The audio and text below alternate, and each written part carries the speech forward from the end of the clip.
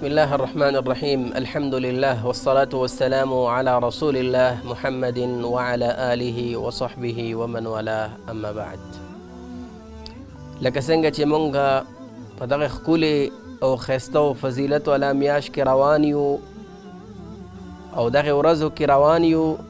نو په دې ورځو کې الله رب العالمین یو بهترین ورځ ایښې ده چې هغه د عاشورا ورځ ده، لسم د محرم ده، او د دې مختصر ذکر کو د دې کې د روژې نیولو فضیلت، د هغې مراتب او هغې اسباب. دا یو اهم خبرې دي. فضیلت په دغه ورځ باندې د روژې هغه دا دی چې رسول الله صلی الله علیه وسلم فرمایي چې زما د خپل رب نه دا امید دی چې د دې ورځې روژې نیولو سره به الله رب العالمین د تیر کال ټول ګناهونه معاف کوي. همدغه رنګه په دې کې مراتب به ذکر شوي دي، او هغه دا دي چې انسان له بهتره دا ده چې هغه نهمه، لسمه، یولسمه روژه ونیسي، او یا نهمه او لسمه ونیسي، او که بالکل د عذر په وخت کې حالات ورته ټیک نه وي نو د لسمې روژه خو د خامخا ونیسي. حکمت په دې کې دا دی چې د موسی علیه السلام په وخت کې هم د هغې نه وروستو دا روژه نیول کېدله، او د هغې سره چې کوم دی بیا رسول الله صلی الله علیه وسلم دا حکم وکړ چې د یهودو سره مخالفت وکړي، د دې لسمې روژې سره یا نهمه مخکې ونیسئ یا ورسره یولسمه وروسته ونیسئ. راځو د دې سبب ته، او دا اهم خبره ده چې په دې باندې ذکر وکړو چې د دې سبب څه دی، ولې دا روژه موږ نیسو، ولې په دې کې دومره فضل دی، په دومره اجر دی. کله چې موسی علیه السلام له الله رب العالمین نجات ورکړ او فرعون هلاک، نو موسی علیه السلام د خپل رب ته د شکر لپاره په دې ورځ باندې روژه ونیوله، او دا روژه هم داسې روانه وه، دا روژه نیول کېدله تر دې چې جناب محمد رسول الله صلی الله علیه وسلم دنیا ته تشریف راوړه، مدینې ته ځي، ګوري چې هلته یهود روژه دي، نو تپوس کوي، هغوی وایي چې موږ د موسی علیه السلام اتباع کوو. رسول الله صلی الله علیه وسلم فرمایي چې موږ ډېر حقدار یو چې د هغې اتباع وکړو، نو دې روژې نیولو حکم چې کوم دی هغه یې وکړو. نو سبب او فضیلت چې ورکړه شوی دی هغه دا دی،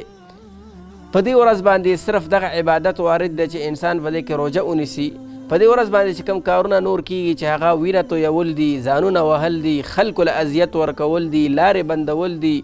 نور مختلف قسمه رواج او عادات،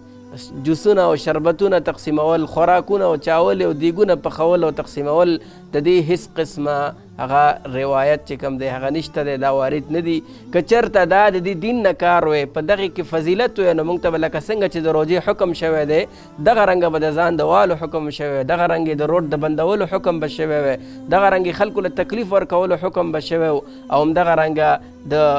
د جوسونو، شربتونو او دیګونو تقسیمولو حکم به شوی. لیکن اسلام موږ ته حکم دا کړی چې په دې ورځ باندې روژه ونیسئ، د خپل نبي اتباع وکړئ، لکه څنګه چې نبي د موسی علیه السلام اتباع کړې ده. دا روژه د شکر روژه وه، د دې وجه نه الله رب العالمین دومره اجر انسان له ورکوي چې د تیر کال ګناهونه په هغې باندې ختمیږي. نو په کار ده چې په دغې نیت باندې دا روژه ونیول شي په دې میاشت کې، او خاص طور په دې ورځو کې د بدعاتو نه ځان وساتو، د دغسې کارونو نه ځان وساتو، د ځان وهلو نه ځان وساتو، د ګډاګانو نه ځان وساتو، نور چې کوم داسې کارونه چې اسلام موږ له په هغې کې اجازت نه دی راکړی هغه نه دی پکار. دا صحیح خبره ده چې د امام حسین رضی الله تعالی عنه شهادت په دې ورځ باندې شوی دی،